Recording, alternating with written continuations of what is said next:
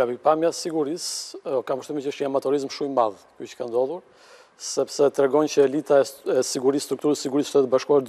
diskutuar një çështje kaq të madhe në telefonat e tyre personale, aq më tepër në Signal.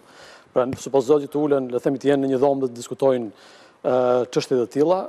Ka pasur, le të themi, disa akuza që kur Donald Trump vendosi të zgjidhte qoftë sekretarin e mbrojtjes, qoftë shefi i CIA-s që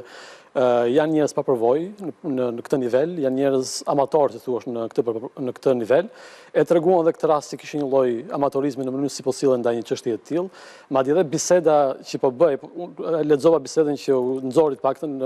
gazetari, ishte një bisedë, nuk duket sikur po diskuton zëvendës presidenti i Shtetit Bashkuar me shefin e CIA-s, me sekretarin e mbrojtjes, duket shumë ca miq ishin ulur në një kafe, si thuaç, po diskutonin për çështje. Te kjo çështja e komunikimit,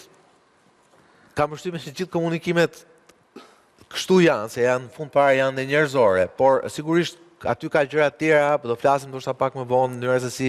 i drejtohen Europës, e tjerë janë më shokuese se sa këto informacione. Nga pikpamja sigurisht kishte diçka tjetër që ta nisim nga kjo njëherë. Një për personave që ishte në grup ishte Steve Witkoff, i cili ishte dërguar i Shtetit Bashkuar qoftë për gazin, qoftë për çështjen e Rusisë dhe Ukrainës. Dhe supozohet që Witkoff është futur në telefonin e tij personal në Moskë, ku ka qenë në Moskë gjatë diskutimeve, negociatave me Putin. Do thotë që mundësia që rusët thuaç të kenë patur akses dhe ata në telefonin e Steve Witkoff, i cili ndodhej në Moskë në atë moment, dhe diskutimet ishin duke u bërë në Signal, është shumë e madhe në këtë rast, sepse Vladimir Putin ka një shprehje, thotë që në momentin që futesh në internet nuk kam siguri.